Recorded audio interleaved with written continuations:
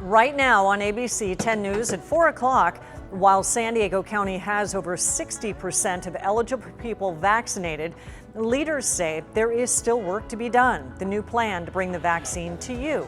Plus, still no sign of relief in the malware attack on Scripps health systems. The local healthcare providers stepping up to ease the load. And the local woman looking to make biking and fixing bikes less intimidating. The Positively San Diego workshops bringing a community together. ABC 10 News at 4 starts now.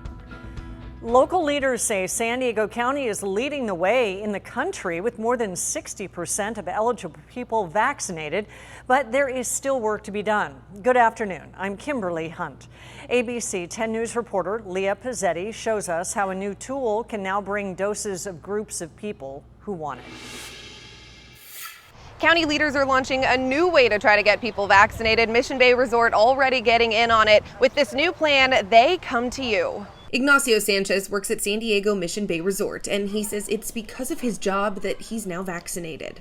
It's been difficult for other people. I was lucky that I was here, so it was like basically put on my hands and be like, you know what, just go there, get it, and that was it. He says he lost coworkers to coronavirus, so he was thankful his work helped set him up with an appointment. It's all part of a new county plan to bring vaccines to large groups of people, including places of work, chambers of commerce, and churches. One of our team members will contact you to schedule a mobile vaccination team that will come to you.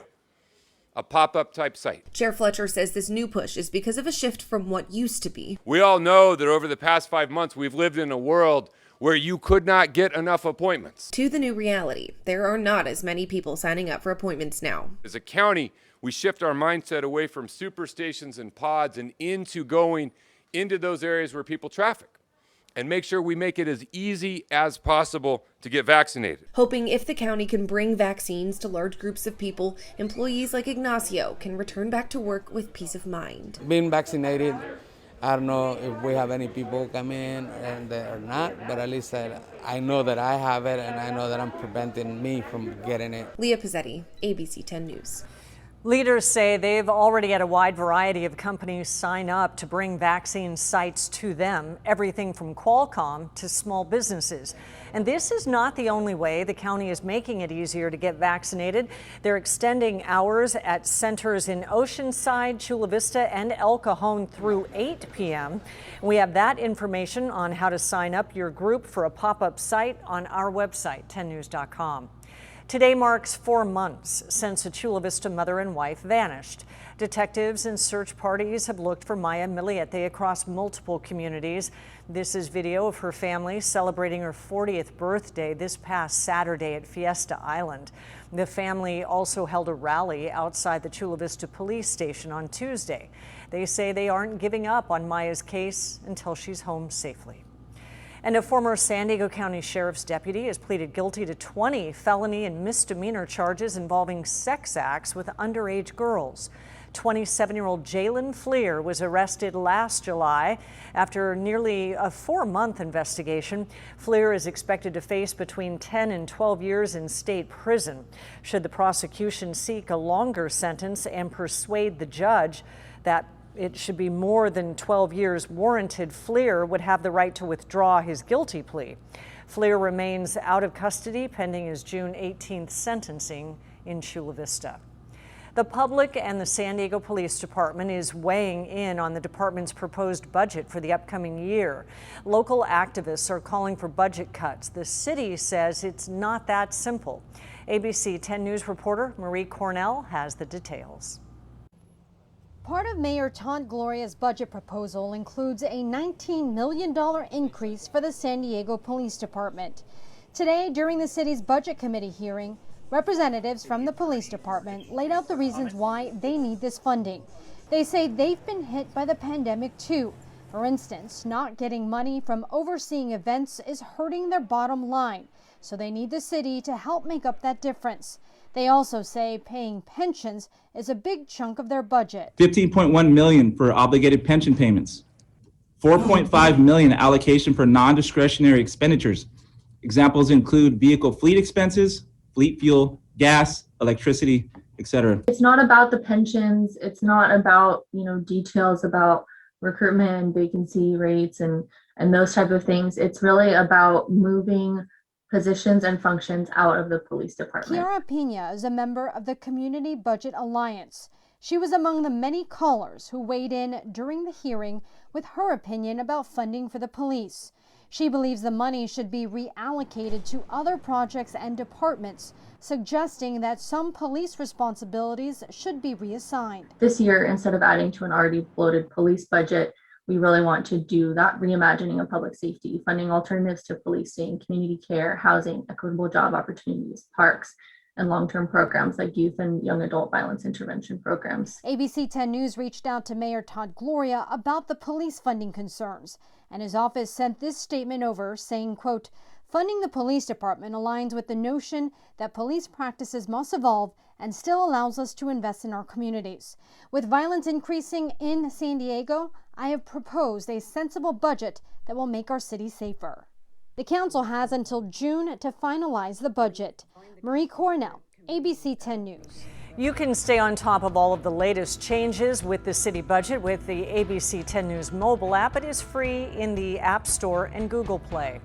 The cyber attack disrupting Scripps Health continues almost a week after it was discovered. The Union Tribune reports today that other healthcare systems such as UCSD Health is stepping in to ease the load of Scripps patients looking for care. Sharp Healthcare tells us that it is helping where it can, and they have seen an increase in their ER volumes. Scripps says there is no definite date or time when the system could be back online. Patients say they're getting worried. When you have autoimmune conditions and cancer and all kinds of stuff going on, they really need to communicate with somebody to tell them what in the world's going on and where should we go to get care. In the days since the network outage was first detected, Scripps has only said that it was malware that caused the cybersecurity issue. We've reached out to UCSD Health for comment. We are waiting to hear back. All four of the ex-Minneapolis police officers involved in the death in George Floyd are now facing federal charges. 3 of the former officers were indicted in federal court today. Former officer Derek Chauvin was also indicted. He is already in jail awaiting sentencing after being convicted of murder in a separate state trial. Charges are related to not stopping Chauvin from using unreasonable force and failing to render medical aid. All 3 are out on $25,000 bond. They're still facing state charges of aiding and abetting second-degree murder and manslaughter. Pfizer was first to market with the COVID vaccine through emergency use. Now it's likely going to be the first to get full approval. However, it will take longer than granting emergency use. Pfizer will spend the next few weeks handing over data to the FDA. They've asked for priority review, which means a decision could come within 6 months instead of 10. You might have seen yesterday, it's wonderful. Pfizer have said they're going to give vaccines to everyone going to the Olympics. Love it. And also, where are all the vaccines for the health workers? Because they're literally on the front lines in India right now, in Colombia, in Brazil, and many of them haven't been vaccinated at all. That's one of the co-founders of the international advocacy organization Global Citizen. They're one of the groups behind Vax Live, which is a concert to unite the world. One goal is to secure money and doses of vaccines for underserved areas. There are believed to be 27 million health workers in low-income countries that have not been vaccinated. Global vaccine efforts, like with polio, have paid off in the past. In 1988, it was 300,000 kids. Because of an aggressive global vaccine rollout over the 80s, 90s, and early 2000s, we saw a reduction in polio cases by 99% to less than 1,000 cases a few years ago. And now we're down to polio nowhere in the world except for the Afghan-Pakistan border in the areas controlled by the Taliban, and just a couple of dozen cases a year. The show will bring together artists, influencers to celebrate a first in-person, large-scale live show. Thousands of fully vaccinated healthcare workers were able to attend. Another goal is to inspire vaccine confidence. If getting a shot is what's going to help us get closer to that, then it's not just to protect my safety, it's also to create the sort of community and experiences that we've also sorely missed. You can catch Vax Live tomorrow night on most of the major TV networks, YouTube, and iHeartRadio.